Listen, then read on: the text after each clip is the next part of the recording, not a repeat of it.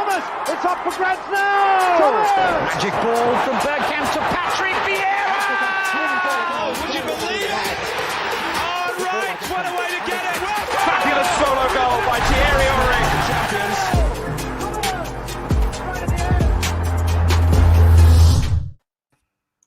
Good evening, everybody.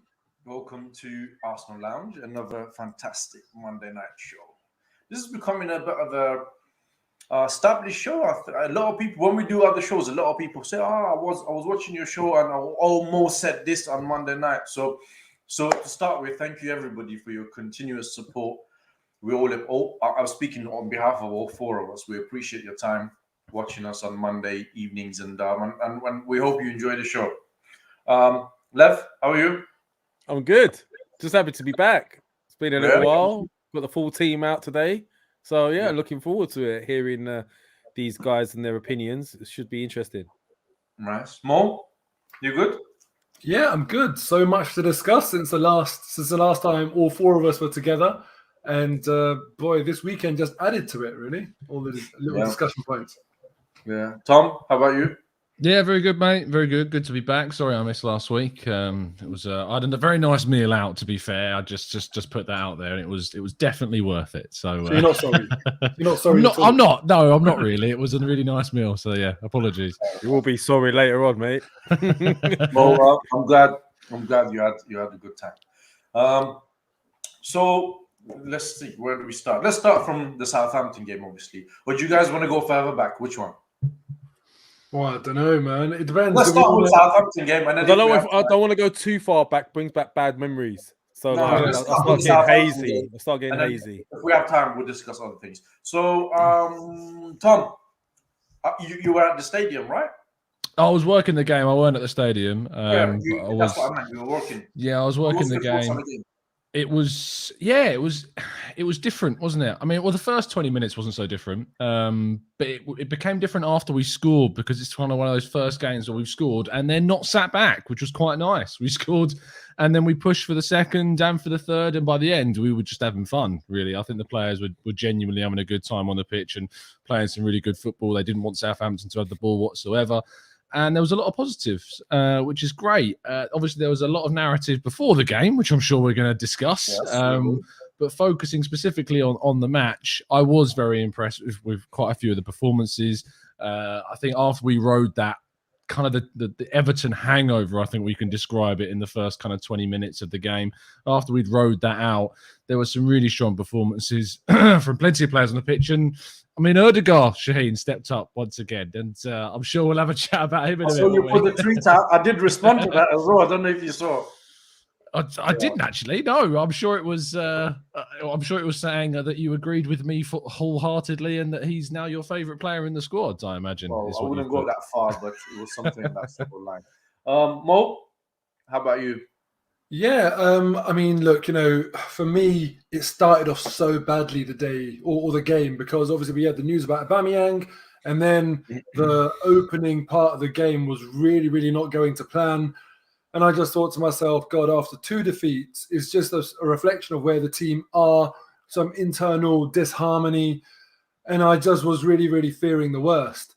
And I guess we were lucky that we played the lowest ranked team in the league that we haven't already beaten. Yeah. So we'd beaten 17th, we'd beaten 18th, we'd beaten 19th, we'd beaten 20th. Thankfully, it was the next easy game. We just beat 16th. Because I feel like if it was better opposition, the start of the game could have led to a very, very different afternoon.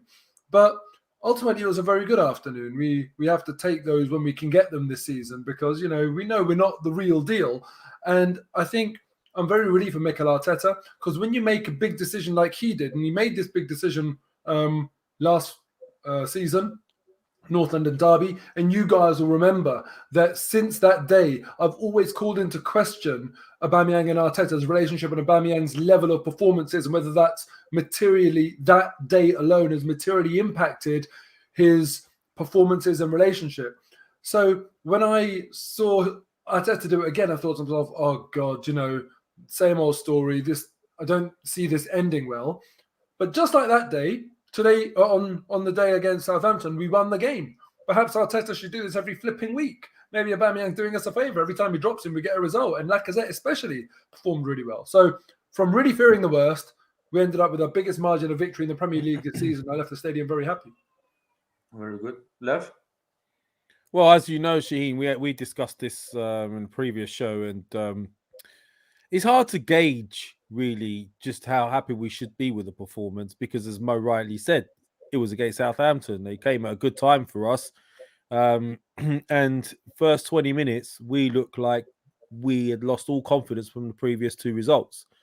If we were playing someone better and a bit more ruthless, who knows what could have happened. We did eventually see a performance. The confidence did sort of start to increase throughout the game, and there are some positives out of it. I mean, Odegaard, that's 3-3 now. I'm questioning whether he's an attacking midfielder. He's now putting in some goals and he's starting to do a bit more damage in the final third. I saw a lot more from him, so that was a positive for me. I'm still concerned. I'm a little bit hesitant to be overly infused by it because, for me, a team like Southampton, our midfield didn't really dominate the way I expected the midfield to dominate in the central area. So that, for me, is a concern against the bigger opposition. We've seen us struggle in those central areas against the likes of Liverpool, even Man United recently wasn't great. So I want to see these guys put in a performance against a real good outfit, and they're going to have a serious test in the next game with West Ham, with the likes of Rice and Soucek in midfield.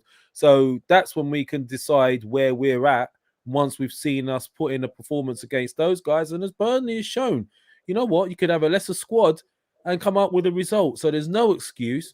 But yeah, it was a positive result. 3 points in the bag, and it keeps us in the hunt. Yeah, very good assessment all around, I think. What I would say is I've seen quite a few people having a bit of a fit on Twitter with especially the first goal. Arteta ball this, Arteta ball that. Let's not forget we played against Southampton and a poor Southampton team. This is what is expected. You know, we haven't done that against Man City or Liverpool or a better team. As Mo rightly said, we played a team that is 16th and 2 keeper out, third choice keeper. So this is what is expected of Mikel Arteta and Arsenal. Actually, this is the bare minimum of what is expected. On the other hand, I was pleased with the fact that once we scored the first goal, we didn't sit back. And we went to get the second goal, and we quickly got the second goal, and that changed the game completely. And that's what we haven't been doing in previous games. And you know what? I've always said things that I've criticized players before, or managers before, and when they've done well, I've come out and said, and I thought, Odegaard, he played well. He's been scoring, which is what I called for him to do. You know, this is something we're lacking, you know, people from midfield to come and score a goal. And Mo was right. At the beginning, we were a bit sloppy. You know, I remember Gabriel placed a misplaced ball, and if you do that against a better team, that could end quite differently. And I agree with you, Lev, that our grip of midfield was not great. And I expected us to dominate the midfield a little bit more. But we move on. And as Mo said, we just take these points when they come along. I'm happy we got the point. I'm happy we won. But that's what I was expecting anyway. So I was not expecting us to go and lose against Southampton. I've seen a lot of people talking about Aubameyang on the chat. So let's remind as well. Tom, you were not here last week. We discussed this with Sophie. He's been fined as well. Yeah. I'm guessing we fined him for not being here, yeah? Unbelievable, yeah. No, he's all right. He had a legitimate excuse, so it's all right. God. Not cut out for this management malarkey. Can I carry on, Lev, if you don't mind? Right. So we discussed this Aubameyang thing with Mo, Sophie, and Lev, and I raised the point, and I said, when you're talking about Arsenal captain, you know, the names that come to my mind are Tony Adams, Patrick Vieira, Thierry Henry, Gilberto Silva, Martin Keown, David Seaman, characters, you know, David Rocastle, going back, Pat Rice, that sort of characters, you know. And then we've now come to Pierre-Emerick Aubameyang. And he can have a tattoo. He's not a problem. He's got many already. But this was a point that Moore raised, actually. The awareness and the decision that, is it wise for me to go and put that out there on the social media, with everything that has been said? Would because this comes after Ronaldo, the post with Ronaldo, and Mo thought that this was a PR team, his PR team that is managing his account, and I saw Mo putting out like a questionnaire type of thing out on his Twitter, and a lot of people thought it's actually Aubameyang himself, and I thought it was himself. This guy is not acting like an Arsenal captain, anywhere near an Arsenal captain. He's not putting the performances that we're asking him or is required of him. What's going on? Where do we stand? Is it a problem with the manager? Is it him coming to an end of his career? Is it him not caring? Because if you're losing at Old Trafford, right, and you coming off the pitch within the first 15, 20 minutes, first thing you do is you go and like the player who scored 2 goals against you. To me, that shows you're not angry, you're not hurt. If you're not angry and you're not hurt, that means you don't care. If you don't care, that means you're just here to collect a wage. Now, let's not forget, Pierre-Emerick Aubameyang single-handedly, right, has dragged Arsenal through the table previous seasons. He scored a lot of goals, important goals, right? And he's done, in a short space of time that he's been here, he's done fair bit for the club. So I find it, I'm a bit conflicted to criticize him heavily, knowing what he's done. But then I look at what's happening now, and I just see a guy that in my view doesn't care. He's not really bothered. So this is my question to all of you. One, is it him? He doesn't care. Is he coming to the end of his career? Is it a problem with the manager? Who do you want to answer first? Tom. I think that I would personally, from my perspective, strip the captaincy as where I'm at. About a week ago, I'm thinking about the ramifications of making that decision. Would that rock the boat too much? Is that too premature? And I think actually making an example is probably the right way to go on this one. I think he's made consistent errors. It's not like the first time this has happened, him being late. Like, we know what happened in the North London derby last season. The tattoo thing was I think the Athletic described it as a bit of a red herring in the end, because it was uploaded, I think, by the tattoo artist rather than his team on their story. But I mean, the timing of it wasn't great. I mean, Alba could have had a word and been like, look, probably not the best of times, can you take that down, sort of thing. But obviously it stayed up. In terms of his form, in terms of like what he's been given to the team, he has been trying a bit harder in terms of his link-up play, but his form is dire. I think it highlights that we clearly need to move on from him in that position. And there's clearly a strong link to strikers, not just for the upcoming summer window, but it seems to be that there's an acceleration of those plans towards January, and Arsenal could potentially bring someone in January. I hope that they do. I'd be surprised if they do, but we potentially could do. I just think that he's a player that is obviously on the downslope. He's a player that we know from his time, at the end of his time at Dortmund, it wasn't particularly nice. He wasn't the most professional during those times, and the fallout from that as well. I think is it Vatska, who was kind of a high executive there, that he had a falling out with, and there was a big. Is that the same guy that they had a bit of afters as well when he came to Arsenal? I think that he called himself. I think Aubameyang tweeted him, calling him a clown at one point, like because of I think Vatska said something along the lines of like he's moved for the money kind of thing as well. And he took exception to that and tweeted at him. And of course, we've known he's got him to go back and forth on Twitter with the likes of Tony Cruz. I actually backed Aubameyang in that scenario in particular. I thought he was right on that end. But look, I think it's probably time to move on from Aubameyang, and it's just tricky when we have another striker whose contract ends in 6 months, along with Nketiah, and you've got 18 months left on Aubameyang.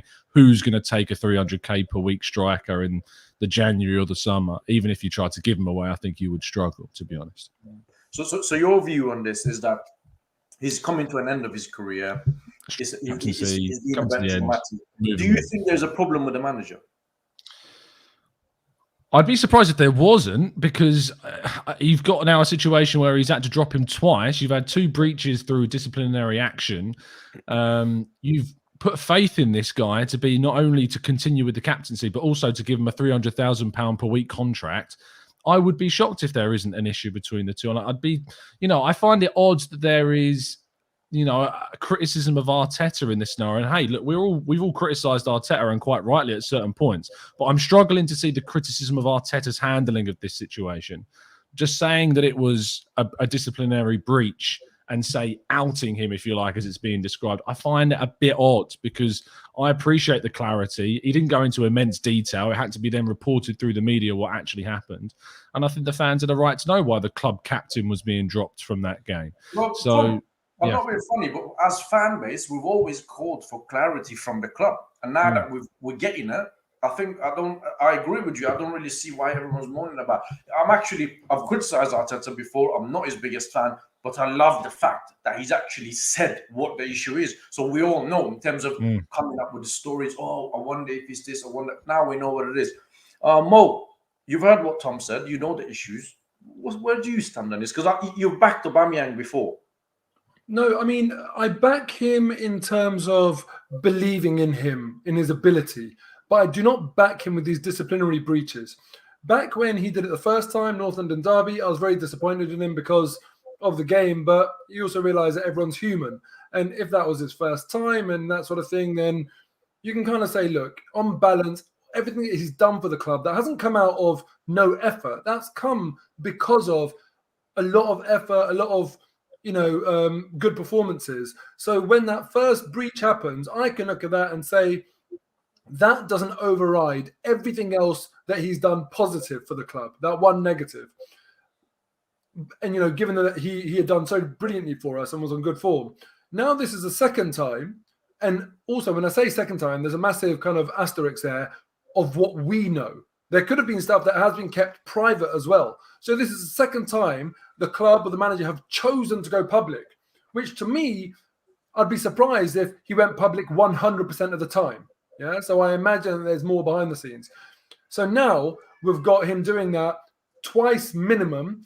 And also this time it's not off the back of good form and the team in a good place. It's on the back of 2 defeats for the team and him on awful form, which makes it a lot less forgivable. I said in my post-match on my own channel, if Mohamed Salah went and did something stupid tomorrow, okay, carry on scoring, bail yourself out of any criticism, fine. But when you're not performing, and this is why football is very different, or the life of a sportsman is very different. It's not like you're a movie star where if your last movie was good, you can get away with being stupid. But in sports, for some reason, it works like that. You can take the pressure off yourself by performing well. So I was really annoyed at him this time. So this time I'm not backing him, but I don't agree with what you said, Tom, in terms of finding it strange about criticising Arteta. There are 2 angles to this. There's the Aubameyang angle where I feel like everyone should be aligned, that what Aubameyang has done is unacceptable as a club captain, someone in poor form, the team's in a difficult spell, blah, blah, blah. But the Arteta one is subjective, because whilst what Aubameyang did is categorically wrong, what Arteta did is select a management style. So now this is subjective. It comes down to a matter of opinion. I don't agree with his management style, because I'll ask you, did it work the first time? If it's happening again, clearly it didn't work the first time. If you look at his form since that first time, clearly it didn't work the first time. So why are you doing that again? We've always said that our success is very closely linked to Aubameyang's performances. He's that sort of talismanic figure. We need to get the best out of him. We haven't done that so far this season, and we've struggled. And I don't think Lacazette is that goal getter that we can rely on for the rest of the season. So I would have liked to have seen a different style that Arteta has employed in dealing with this. But I have to say, as I said, I don't think Arteta has gone public 100% of the time. So if, let's say, for example, Mikel Arteta was watching this, he might be banging his head against the wall, saying, "You idiot! This is the 8th time Aubameyang has done this. I made the mistake the first time. The next 6, I kept it quiet. This time, I've gone public again. In which case, fair play to him." My point is there that we don't know the full picture, so we have to reserve a little bit of humility, let's say, in terms of our judgments, because there could be a lot more to it than what we know. But I would have liked Arteta to have kept it private. And if you're not going to keep it private, if you're going to go public with it, you should be going public when you've tried everything else. And at the time you go public on that case, you're basically burning your bridge. Where I expect you to say, I expect you to come out and say, "This is the 8th time he's done it. The last 6 times I've kept it private. So this is why I'm now going public." And then also removing the captaincy from him. If you're going to go public, go flipping hard. Until then, it should be kept private. And that was the Arsene Wenger way of doing things. So maybe I'm too accustomed to that. But now Mikel Arteta, either go 100% or you should have just kept it quiet. Over to you. So am I correct in saying that you think that North London derby business was a trigger for all of this to unfold? Possibly. Yeah, I've said it many times with you guys before. Since then, I don't think Aubameyang has been the same. I feel like it affected their relationship. Lev, so same thing to you, and you've heard what guys have to say. I just want to add something to this as well when it comes to you, because you have a hard view on this. So Aubameyang, for 2 disciplinary reasons, he's been left out, not performing well. I agree with Tom. I think there are problems behind the scene between him and the manager. Right? So is he going to get this is on top of everything else that obviously you need to say. Is he going to get the same treatment that Mesut Ozil got? Because remember, Ozil was not performing well. He was not, getting along with the team. He had problems with the manager, and he was one of the captains at the time, obviously, at the club. So do you think we can, because, bearing in mind, Arteta picks and chooses who he dishes out to. So is he going to get that sort of treatment that Mesut Ozil got? And more importantly, does he deserve that sort of treatment? Right. Firstly, I agree with what Mo was saying in the sense of the relationship has suffered since that North London derby incident. He hasn't been the same, and there's something not right in general. I think Aubameyang's issues are not. There's a lot of people saying he's finished and this, that, and the other, but I personally think it's more of a mental issue.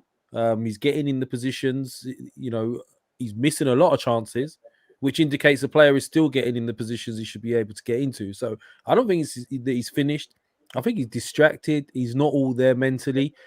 The problem we have at the moment as fans is one thing getting behind one of your own, having a bad run of form, and it's another getting behind one of your own that's doing this on top of that. That's what the problem is, because it's different. As fans, he could change it tomorrow. He could get a couple of goals, get back on as Mo said, with sport is very different. You can get back on a goal-scoring form, and everyone forgets very, very quickly. Problem is when you're performing to the levels that he is performing at currently, and then on top of that doing this stuff, it then starts to breed contempt from the fans. The fans start looking at that and thinking, you're taking the piss out of us. You're not only, screwing up on the field and not giving 100% and not doing what you're supposed to be doing on the field, but on top of that, you're being tardy off it. So what's going on? Now, Mo rightly said as well, it could be a number of occasions this has happened. We're questioning whether or not Arteta's gone out in public, whether it's right, whether it's wrong. If it's only a second into maybe it is wrong. But at the same time, we don't know that it is. And one thing we do know, as he also rightly said, was that at Dortmund, he started to become a problem. Is this somebody that can't handle a poor run of form? Is this somebody that when he does have a poor run of form, he decides to sort of hide, become distant, have mental issues, not be focused, start to drift away and not take ownership of the fact that he's in a bad run of form and saying to himself, I'm on 300k here, I owe it to the club, I owe it to the fans, I'm not delivering. That's where he's going wrong here. With regards to the Ozil treatment, my answer to that is this.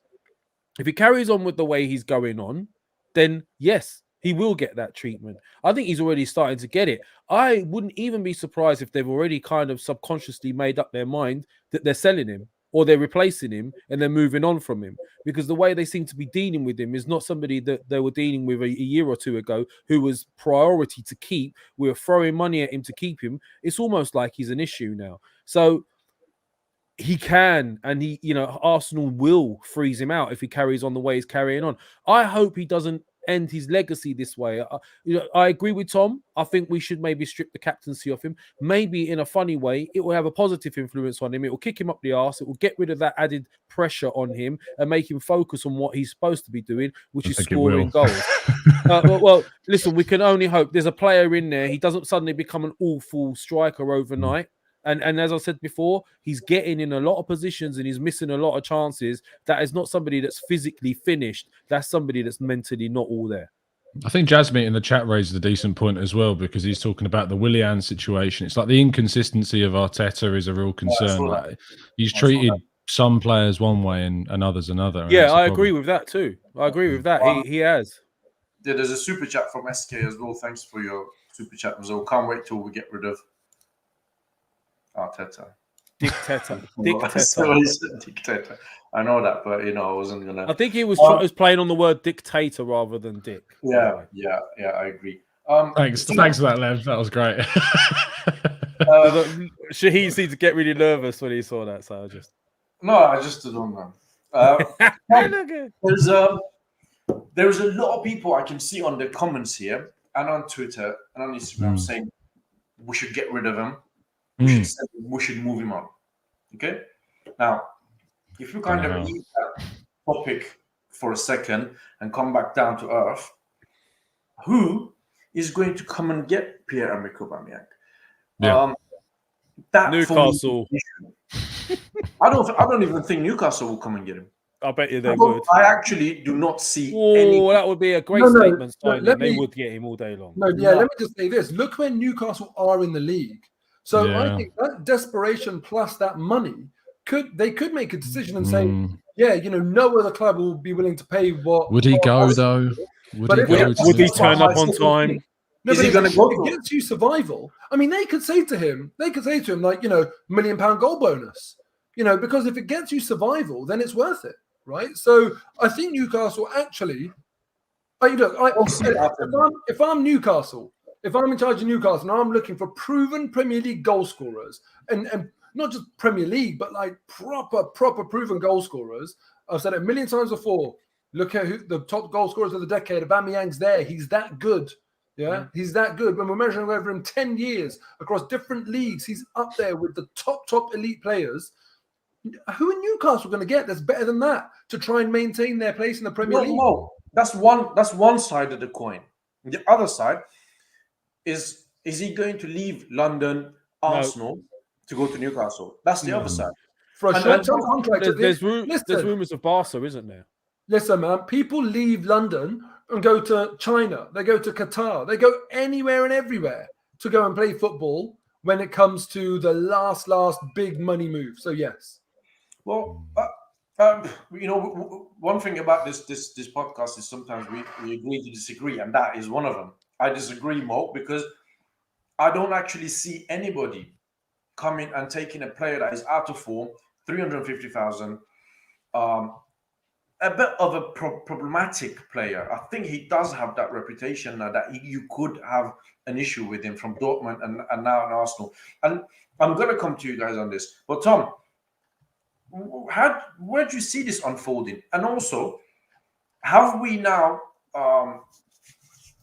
shot ourselves in foot, is the polite word, with dishing out another massive contract to somebody who's coming towards the end of their career just to convince them to stay, and now it's becoming it has backfired. Is it a good idea to dish out this sort of contract? Because it seems that when players get it, they kind of lose a bit of motivation and focus, and they're like, I know I'm going to get this money for the next 2 or 3 years or whatever. And as I said, more importantly, what I want to hear from you and obviously the guys as well is what is the exit strategy from the club when it comes to Aubameyang? I mean, on the contracts, if we don't learn from this one, then there's real questions you've got to ask yourselves. It's not to say that you can't give a big money contract to someone. It's just about assessing the situations. Because in both scenarios, we've had two players that have been reaching they're in their 30s or just approaching, in the case of Ozil, like hitting that 30-year-old age. You're only going to be regressing from there. Naturally, outfield players, especially in the final third, end of the pitch, regress at that kind of age. So the contract that you're likely giving more money to for those years is never going to see the same return that you got in the previous 2 or 3 years prior to that signing of the contract, just because of the way football works and how players regress over that period of time. So if it's a case of you're looking to sign someone, say if we had Aubameyang performing as he did at a 24-year-old, say, age, you could justify kind of that contract because you're looking to keep someone into their prime. They're only going to get better. But we have to learn not to give those kind of contracts to the players in that kind of age bracket. I think in regards of the second part of your question of how we manage the situation, it's a really tricky one because Arteta's obviously by going public with this, which I don't personally have an issue with.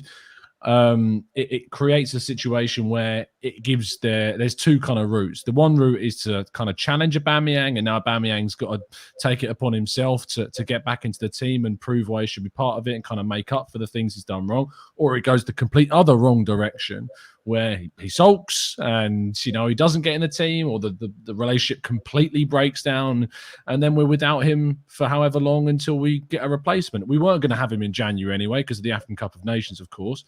But I don't feel like Lacazette is enough to get us towards our targets, possibly even top 6 this season. I mean, if you look at the results in the Premier League of the last couple of years, you need to be scoring 50-plus goals to get into the top 6. And if you're thinking about having a 20-goal-a-season striker, that still means you've got to find 30-plus goals from elsewhere. And that's something we're struggling to do at the moment. So is Lacazette going to get you that amount of goals? The answer is probably not. So we would surely have to then go into the market in January and bring someone in. But in terms of a club, I don't think he would go to Newcastle. I get the idea and the finances and kind of why that side of it makes sense, but I don't think he would go there. Maybe MLS, maybe. I know money talks, Mo. I know it does, but I just can't see him swapping it. I mean, what's the difference for a £300,000 per week contract in London to say a £400,000 to £500,000 per week contract in Newcastle? I'm not sure there's too much of a difference. A few Lamborghinis. Look, it's amazing. It's amazing because Aubameyang lives like one hell of a lifestyle. We've all kind of seen it on socials, and it costs a hell of a lot of money to, live that lifestyle. And I just reckon, honestly, look, we don't know his financial affairs, but if I was his financial advisor, I'd be looking at thinking, how are you going to maintain this for the next 50 years? So honestly, I feel like it all depends on money. And if the Saudis at Newcastle want to guarantee Premier League survival, Aubameyang's a very good shout. I do think it's obviously unlikely, but I think there could be enough money to tempt him. There's certain players who just wouldn't do it. And I agree with what you're saying there.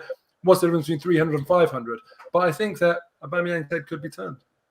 Okay, just hold on, Mo, because I need to come back to you with some points that you didn't address. I just want to go through some super chats. So we've got one from Rabadam.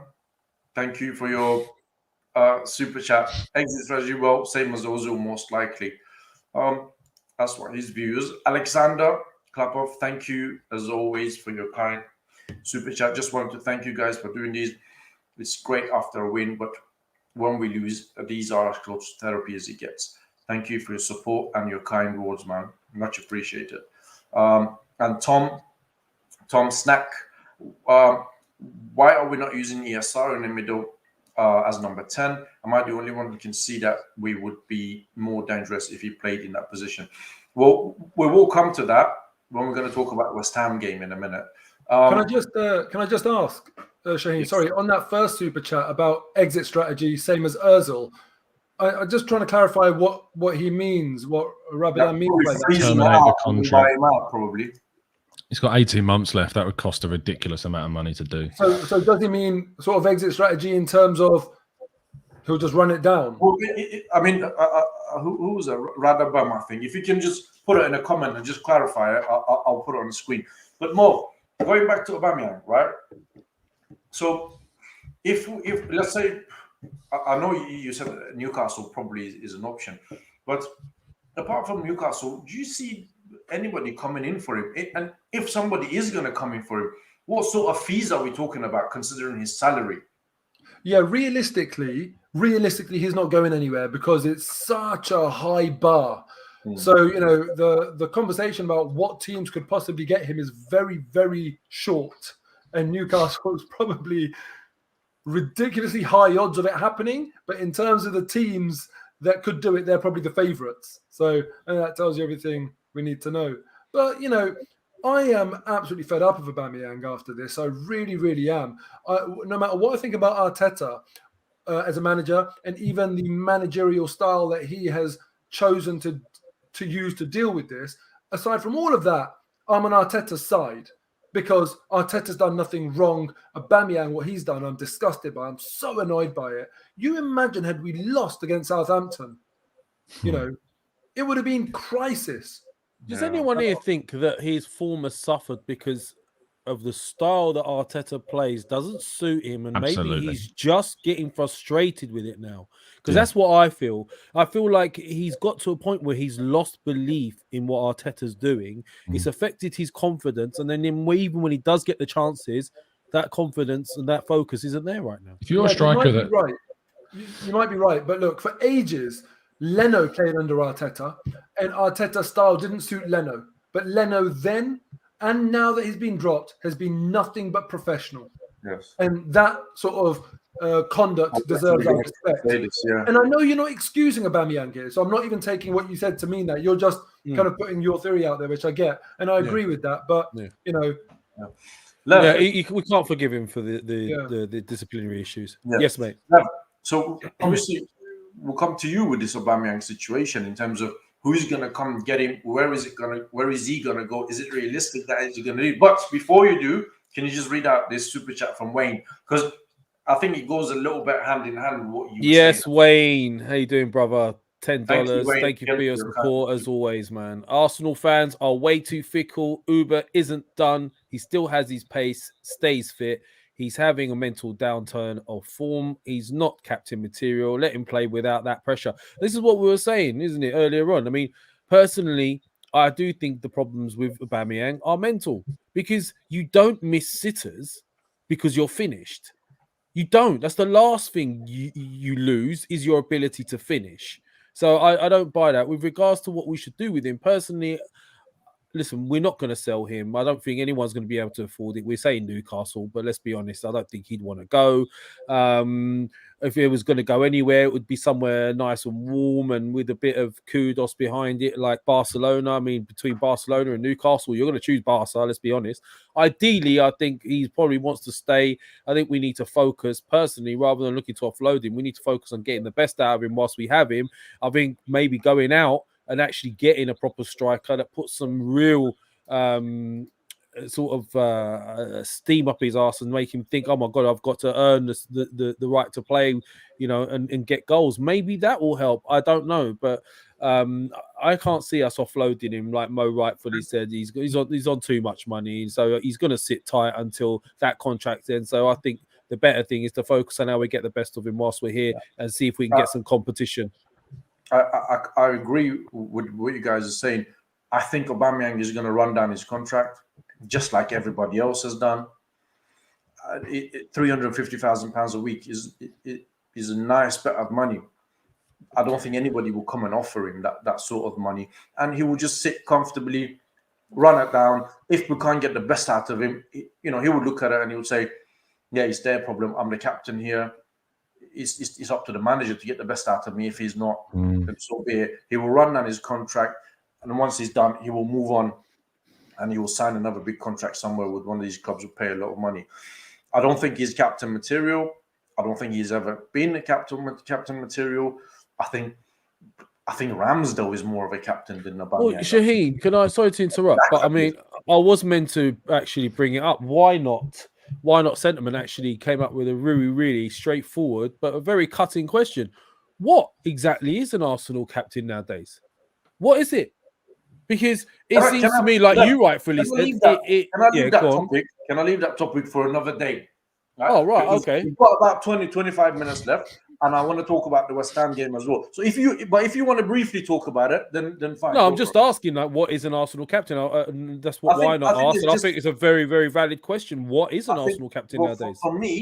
From me, short and simple, I think it's just a dangling carrot nowadays to get somebody to sign a contract, because it means from what we've seen. I mean, William Gallas, Ozil, Aubameyang, these guys. I mean, it doesn't represent what he used to do when people like Vieira, Adams, and those guys used to wear it. That's my view. But if you guys want to quickly have yours, Tom and Mo. It's a bit token now, isn't it? I mean, the captaincy for Arsenal, it doesn't seem to have that same weight as it used to. Well, it should be you're the direct line from the manager to the players. You've got to go out there and ensure that those 11 players on the pitch, including yourself, are doing what the manager's asking, as Tony Adams would do for George Graham. So that's what you expect, but that's not seemed to be what we're getting right now, is it? It's lost its prestige, and it's Kieran Tierney. That's who it should be. That's what it should be. Okay. Right. So let's talk about West Ham now. This Wednesday, we're playing West Ham at the Emirates. Normally, this is a game that, again, I would expect us to win. I've said this against Man United. I got hammered for it. Unfortunately, I'm going to say it again, that I expect us to lose. Only reason, I don't expect Mikel Arteta to get the right tactics, and West Ham are in an extremely good bit of form. They're very well organised, strong in midfield, very good. I mean, David Moyes is doing a really good job there. How should we approach this, Tom? As you say, West Ham are a side that turn up in the big games. Their issue this season has been they've not been able to get the points in the games they should be expected to. We saw that at the weekend against Burnley. But against Liverpool, against Chelsea, they really get up for those big fixtures. And so they will be looking at us as a side that they need to get the points against. And they've got the significant personalities in their team to do that. So look, we need to combat it by knowing that we're at home. The Emirates has been an exceptionally successful place for us this season. I think are we second or first in the table for points collected at home of all the Premier League sides? So it's become a real fortress for us this year. So we need to approach it knowing that we are the home side. We need to take the game to West Ham. We need to put them on the back foot as soon as possible. They've got issues at the back because they're without players like Zuma, etc., that are injured. We need to take advantage of that as best we can. And if we play like we played against Southampton for the last 70 minutes of the game, I would be confident that we can get a result because we played some really good football in that game. People very quickly want to point towards Southampton being bad, and they were. There's no argument to say that they weren't. But Arsenal still played some really good stuff during that game that most teams, if we'd have played that way against them, would still struggle to cope with. So I want to see the quick passing. I want to see the direct nature of our play. I want to see us being clinical in the final third. I want to see the fullbacks getting up and supporting the wingers and the forward line. I want to see us being dominant. What I don't want to see is us play like we have done at Man United and Everton, where if we do get a goal, that we sit back and we absorb pressure because West Ham have got far too much quality, and they will get the game back. They will get momentum, and they will end up winning if we do play like that. Do you have confidence in Arteta doing what you said? History tells you no, so probably not, mate. I'm exactly the same boat as you, Tom. Everything you said, I agree. Of how we should approach the game, what we should do. We should go out there with a home game. My problem is I don't have confidence in. It'd be the biggest win of the season, like without a shadow of a doubt. If we win this game, it'll be bigger than the Spurs game because Spurs were awful. Not in terms of kind of the euphoria of beating Spurs, but in terms of competitiveness this season, it would be the biggest win for Arteta this season if we got this one. Okay, Mo? Well, I think the home form is a really difficult one to read because, as Tom said, there's no team in the league that's got more points out of their 8 home games so far this season. Man City and Arsenal are on 19, more than Liverpool and Chelsea. We've accumulated from our home games. But as I said, of those 8 victories that we've, is it 8 victories we've had at home?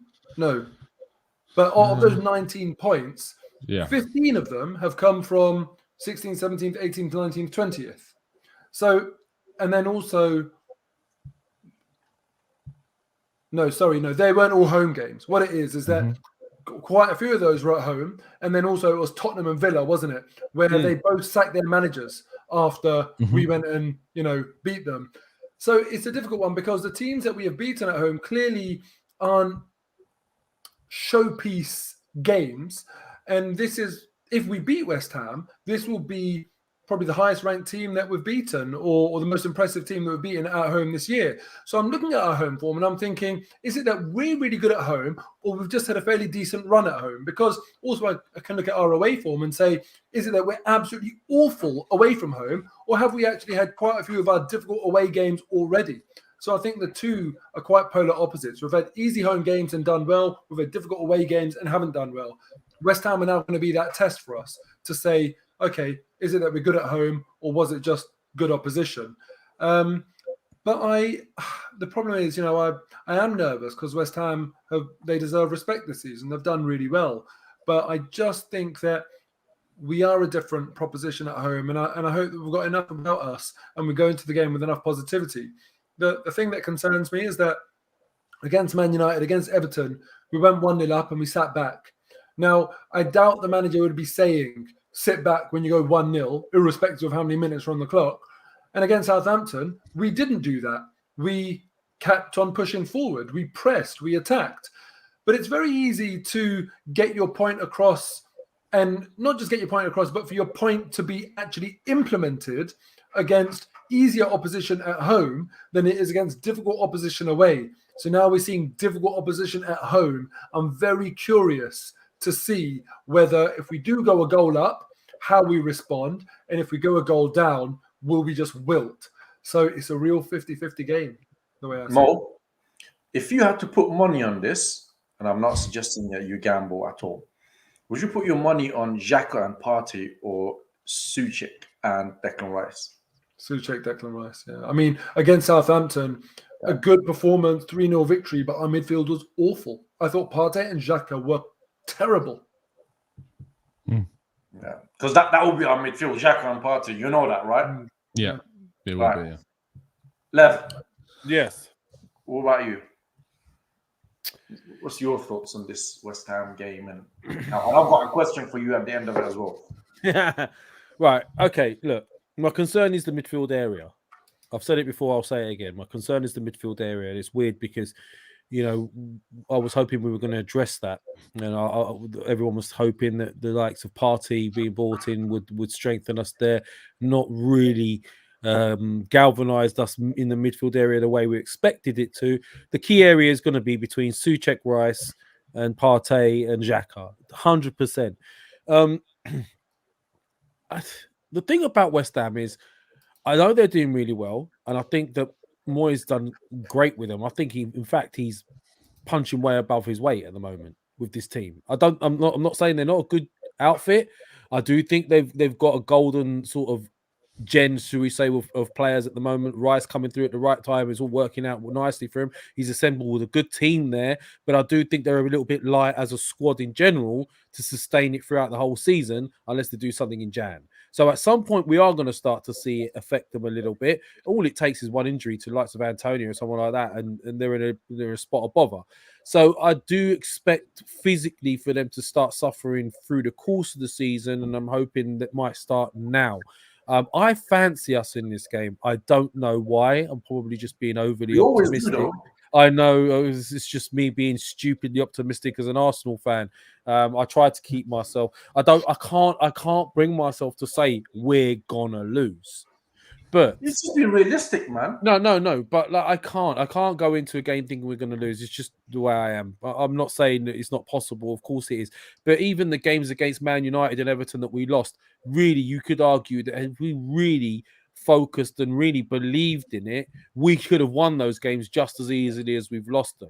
Right, so I do think that we've got a chance against West Ham. I do think being at home it will be different. I'll be much more worried about it away. The battle between Antonio and our centre backs is going to be crucial. Their transition when Benrahma gets the ball and turns and goes, that's a little bit worrying as well. However, I do fancy us in this game. Don't ask me why. I just do. Okay, the question that I have for you is, do you think Ben White is having nightmares about facing Mikel Antonio?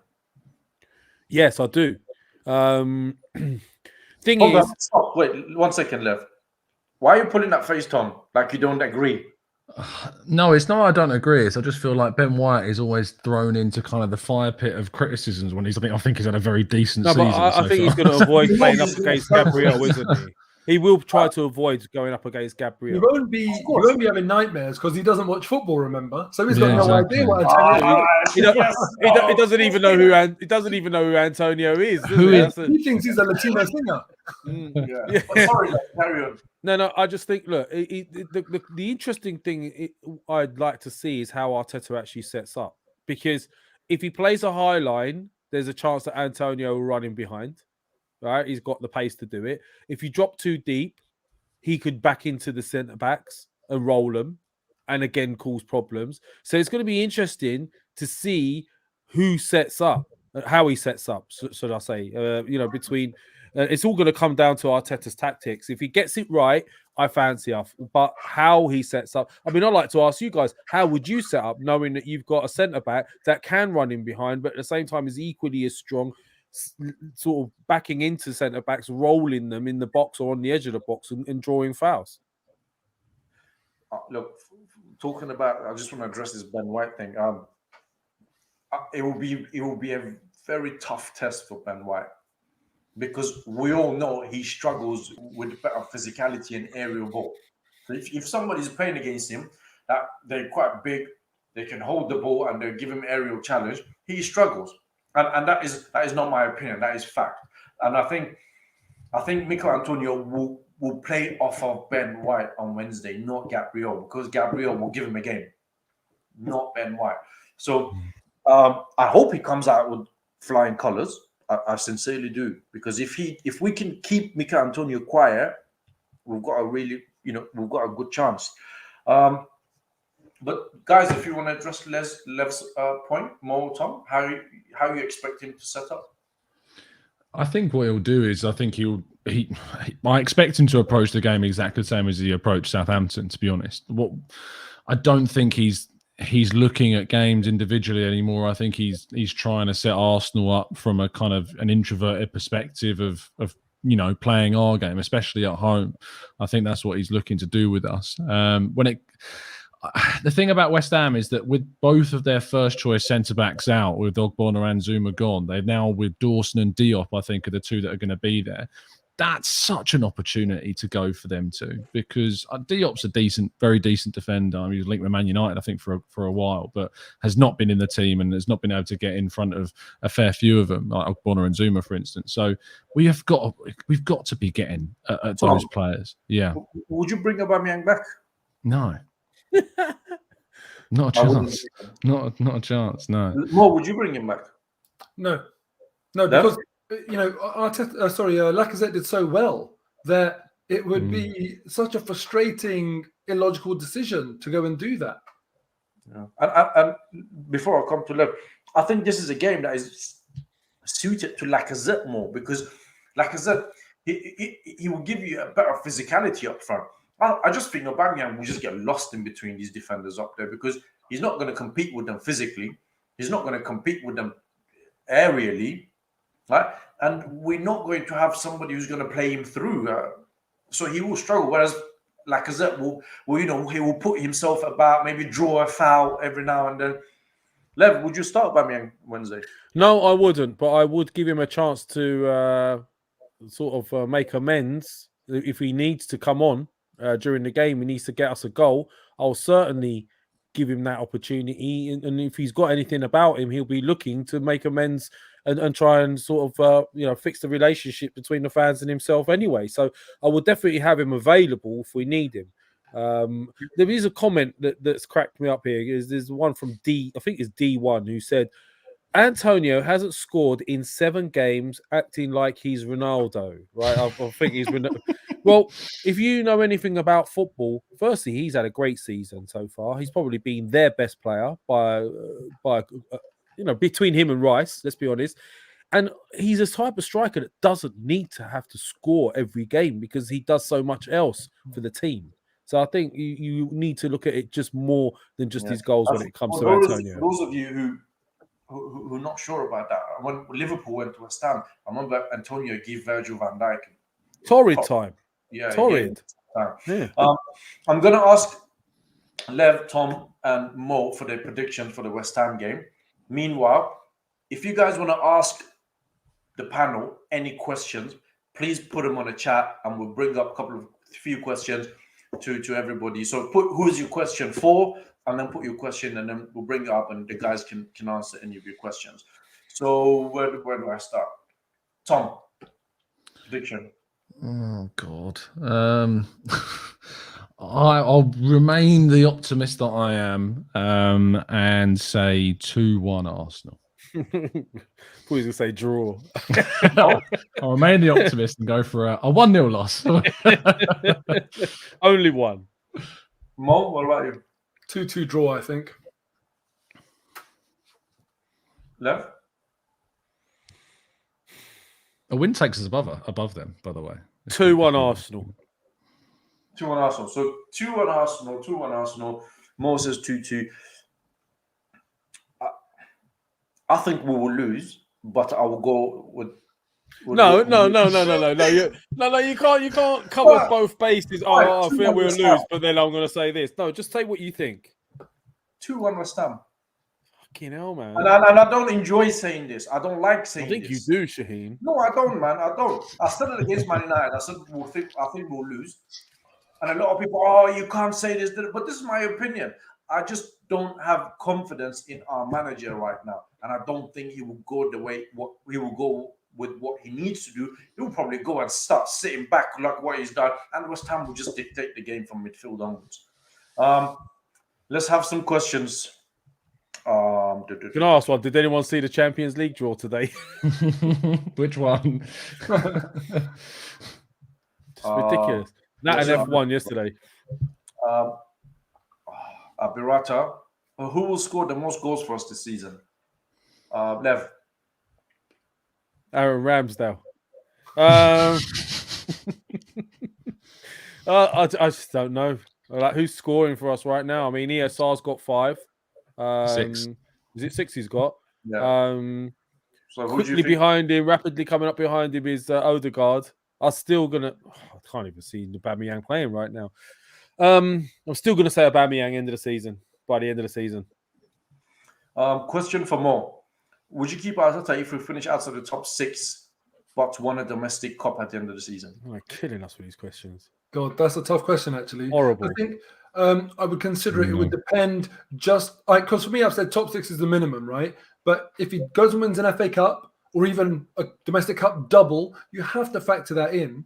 But it would depend how far outside of that top 6. So if we're finishing 8th, 9th, 10th, then no, even with an FA Cup, he's gone. But if it's a really good effort, final day, pipped to 6th, but we've won an FA Cup, then I'd say, all right, fine.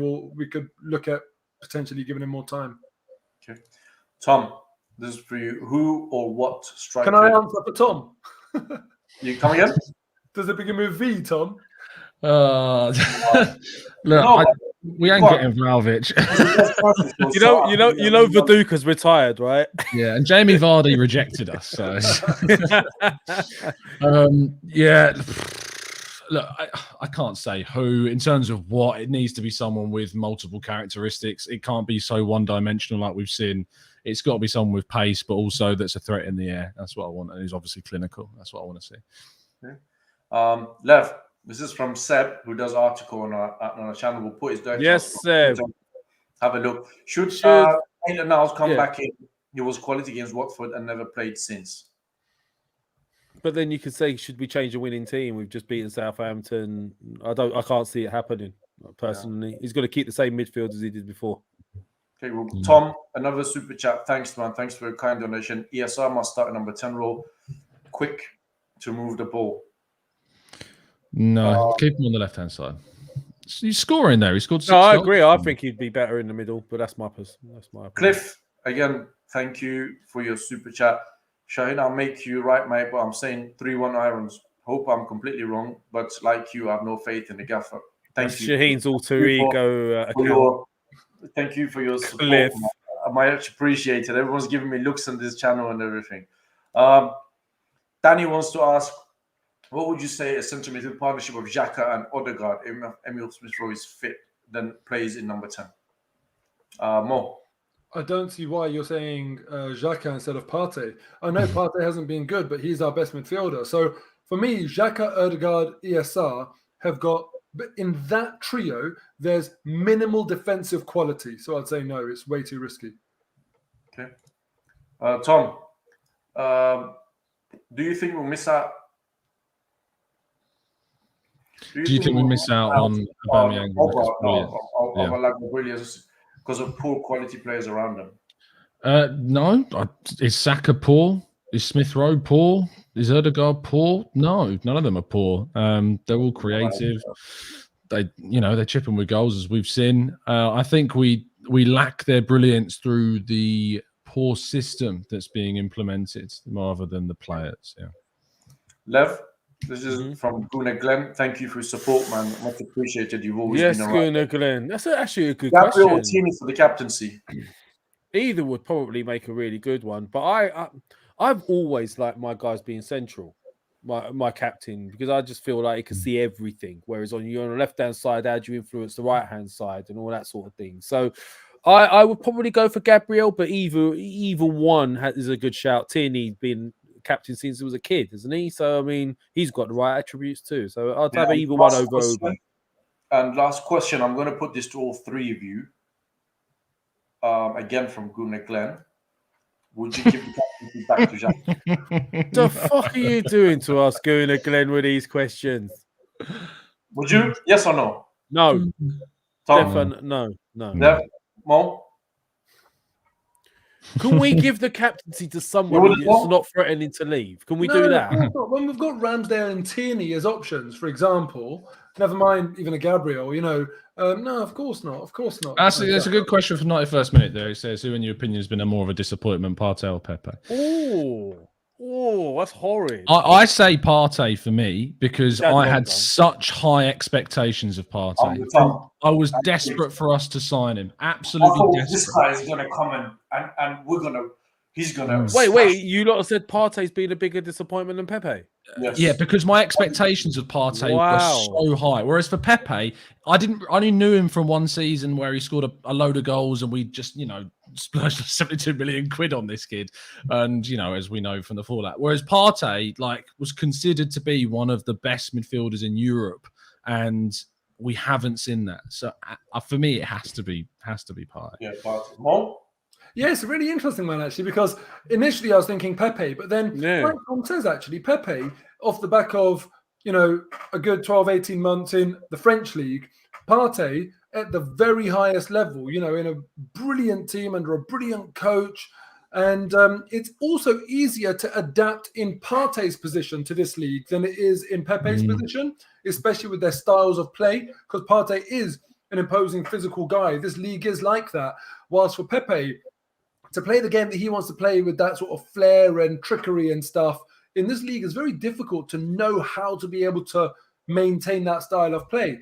So in fact, actually, I'm quite torn. And so am I, but I think I know. No. I've got more faith in Partey to, come good, but I am more disappointed in it. Are you asking me, Shaheen? Do you know what? It is a really good question. So basic question, but so easily sort of missed. And it's a tearing one. But I would have to say Pepe, just. And the reason I say Pepe is, for me, firstly, I think he's been here a bit longer. He's had more opportunities. He's had less injury issues. Yes, Partey, he's in a pivotal position, and he's come with a big reputation, and maybe we're just as full as well, imagining he's going to be the next Vieira when he hasn't been.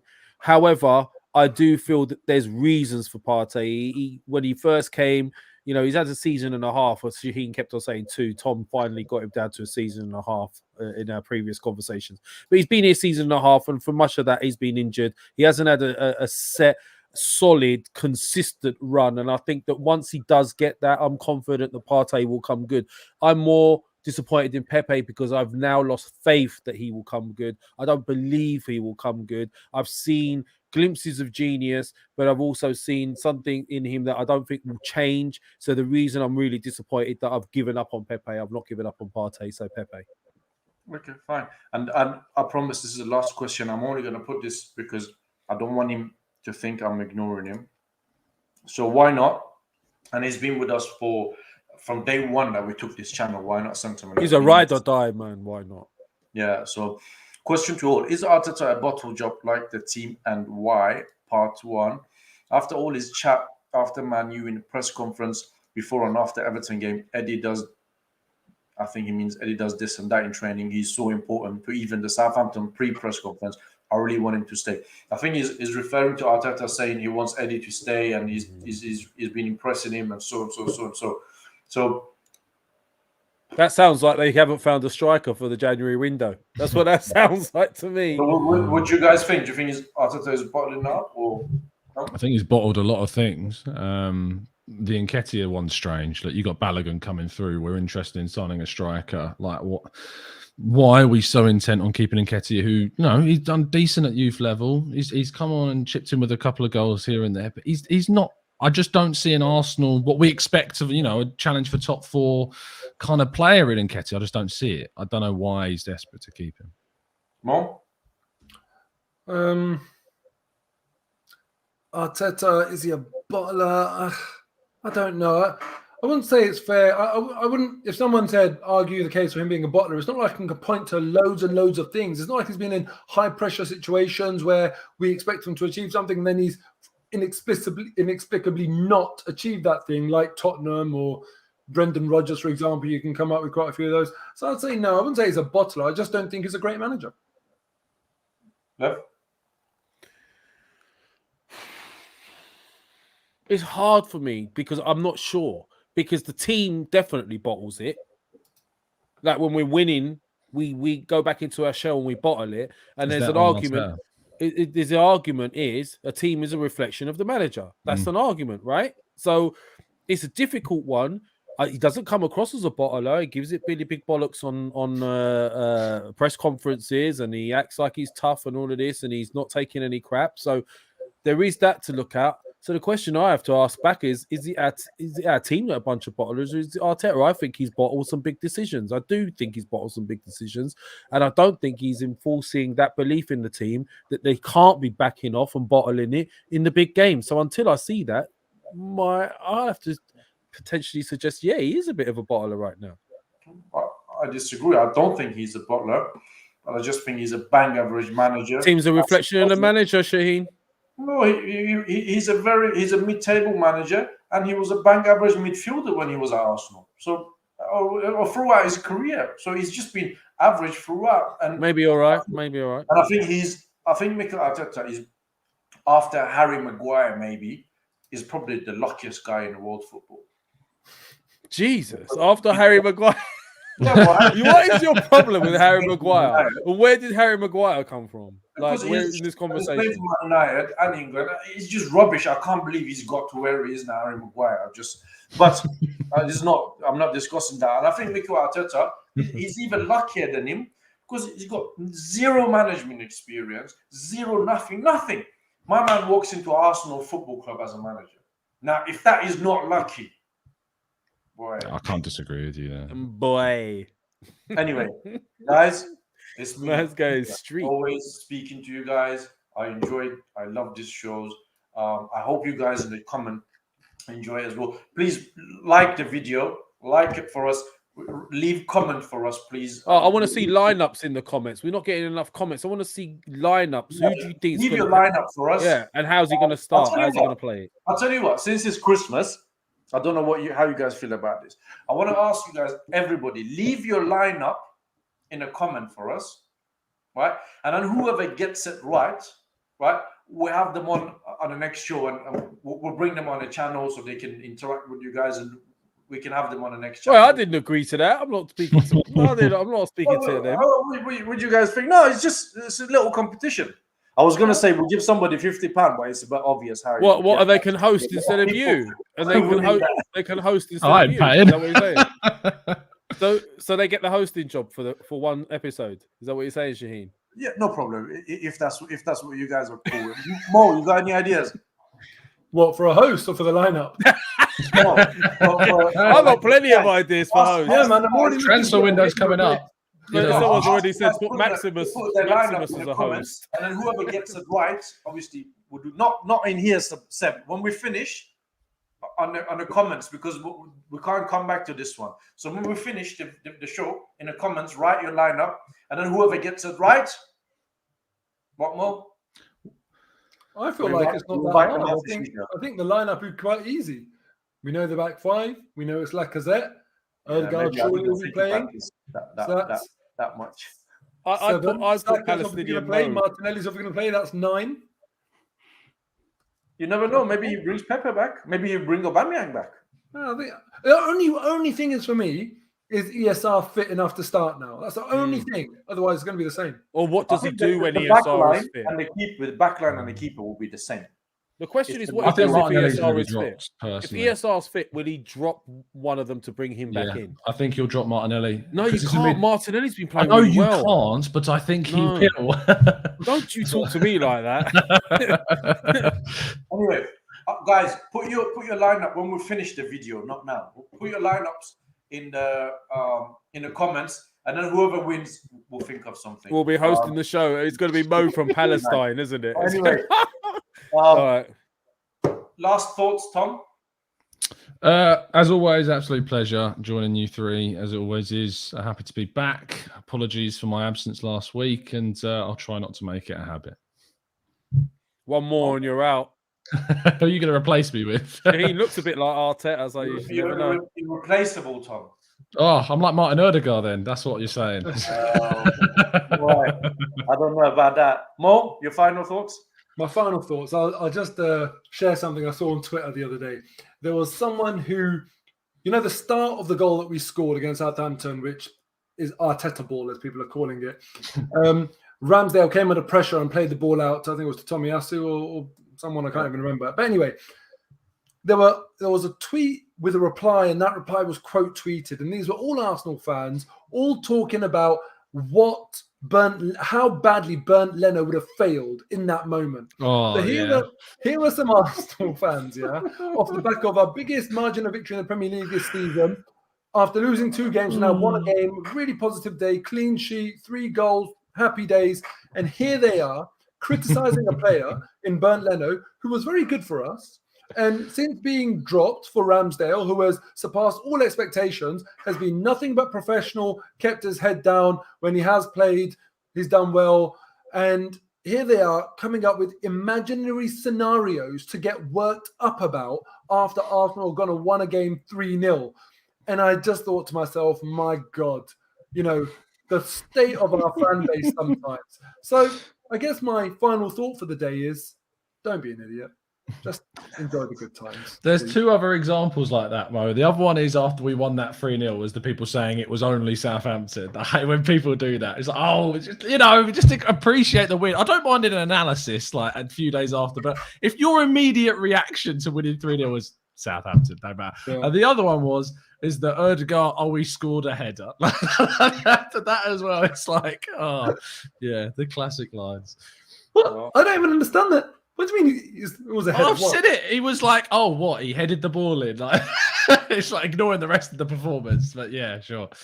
I think he had a decent game. For once, he had a game where he looked like he actually took the game by the scruff of the neck a little bit. Sorry, Shaheen. What was you asking? Final thoughts? Please, God. Just 3 points against a half-decent team. That's my thoughts. Please perform at the Emirates against a good team. Get some like confidence, beat a side that's one that we could look at and say there's some progress. That's what my final thought is. Please beat a good team at home and keep yourself in the hunt. Show some balls. Be brave. That's my only thought. I just want us to be brave. That's it. Simple. No, I actually echo those, and I want us to go out there and start playing against West Ham and play like we're Arsenal and we're at home. Guys, thank you very much for tuning in, watching us. Please hit the like, subscribe to Arsenal Lounge, subscribe to the Gooner Talk TV, subscribe to Mo Hader. on YouTube. So thank you on behalf of myself and my co-host and co-founder Lev. Again, thank you very much for tuning in and for your support as always. Have a wonderful evening, and we will see you guys next week, Monday. Bye-bye.